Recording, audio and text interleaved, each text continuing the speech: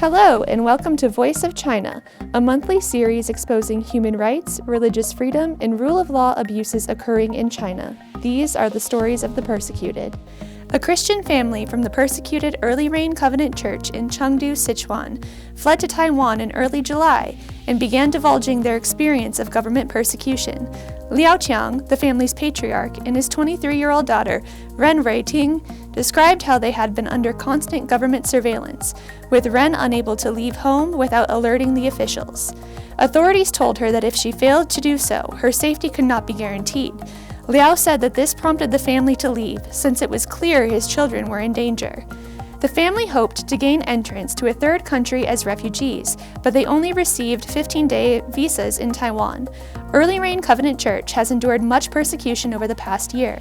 More than 150 members were taken into official custody during a week in December, and some of the church's affiliates are still in prison, including the church's pastor, Wang Yi. Wang has been falsely charged with inciting subversion of state power.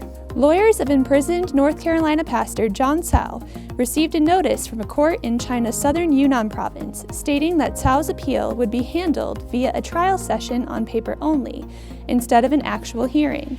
As such, the court says the lawyers must submit their defense papers before July 17th, and the authorities are expected to issue a verdict after receiving the paperwork. Last year, Cao was sentenced to 7 years behind bars on an organizing illegal border crossings charge, which he is appealing. Cao and his colleague Jingru Xia were sentenced by Chinese authorities as they attempted to cross the border from Myanmar's Hua State into China, an act Cao had completed several times before with no interference from the government. In fact, he is even highly regarded in Hua State for the 16 Christian schools he helped found, servicing around 2,000 impoverished minority students. After receiving his sentence, Cao appealed, but his appeal hearing was pushed back 7 times. It was scheduled for August 22nd, but now there will be no hearing at all, authorities say. ChinaAid founder and president Bob Fu condemned China's trial session on paper only and subsequent refusal to hold a court hearing as a sham.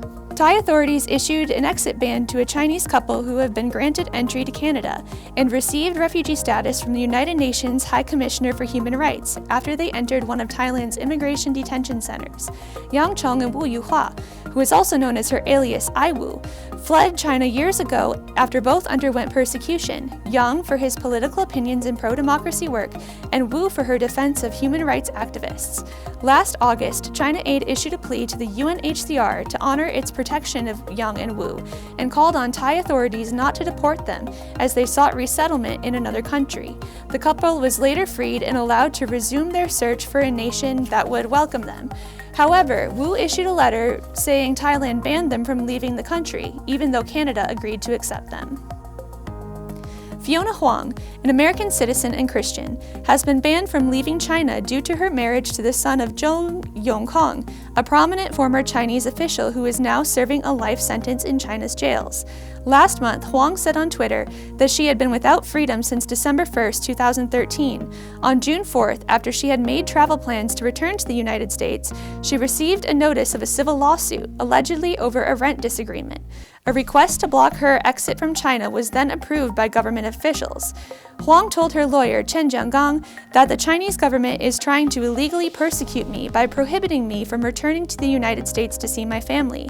They have exhausted all lawful measures to keep me in China, so now they have arranged this civil lawsuit, which is ludicrous however you look at it, to restrict me.